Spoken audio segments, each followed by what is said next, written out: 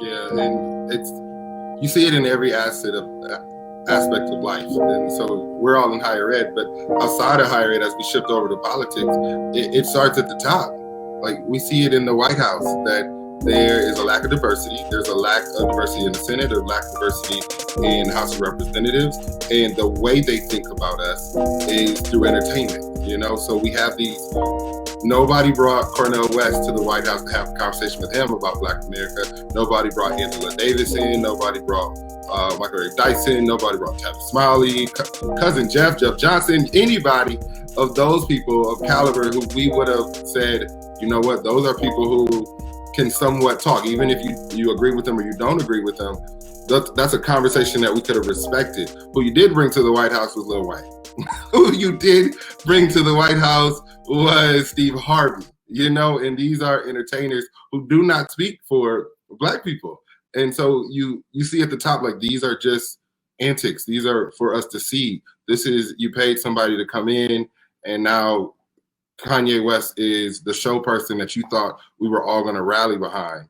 And he's not, and you don't think enough of us to bring in, and I don't want to say educated, because I'm not saying these people aren't educated or don't have an opinion, but you didn't bring in the scholars of this community, the people who we've set in these places to talk for us. You didn't bring them to the table because you knew they would have real substance to talk and be able to make change happen. And what you really wanted to do was be seen, and so it's in every aspect. It's performance though, because even when, and I'm gonna say this, and people may have their opinions, but it was performance when Trump brought in the HBCU presidents. Absolutely. That was performative. Like, what did you really do beyond have a photo out with them while you signed a document giving us the money? And I learned this from Brandon, the money that we've already been getting. So you didn't do anything significant besides bring all these presidents into DC and take a picture with them. Performance. You met with the clergy because the Black community has a very huge tie to faith and religion. So you brought in the Black clergy to meet with you. But the other part of that is we don't listen to half of them either, because they don't talk for millennial generation. So you brought in our grandparents and our parents to come and talk to you, but you forgot that us generation has the highest numbers when it comes to voting. So you still miss a population. Well, you brought in Lil Wayne, as Brandon already said, like, we ain't listen to Lil Wayne. Like, we stopped listening to him a long time ago. This man drink cough syrup and think it's okay. Like, help me understand.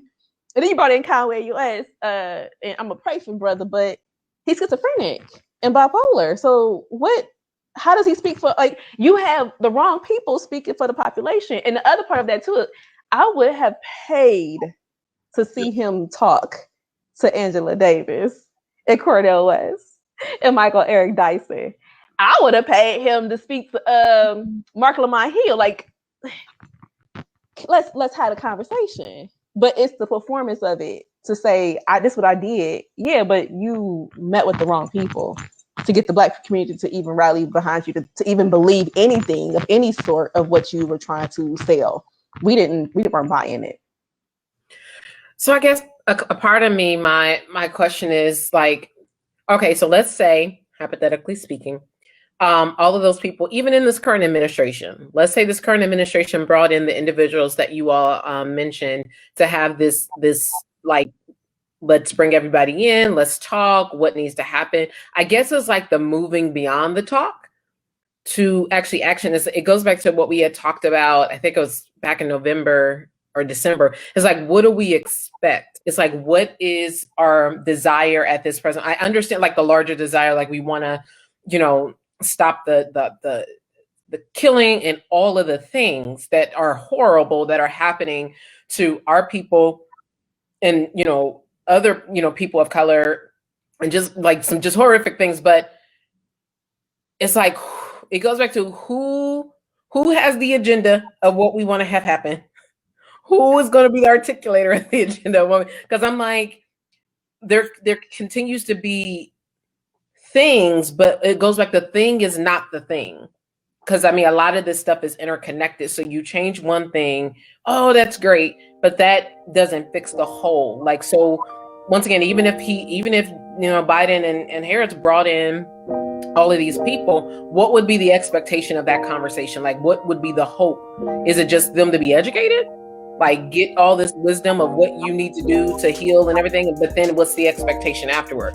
It's kind of like sometimes they, say in the fundraising world, or when you are leaving a fundraising or a meeting with someone to donate money, it's like, what's your ask at the end? Because you don't want to leave that table like you didn't spend time with this person that has power, has the ability.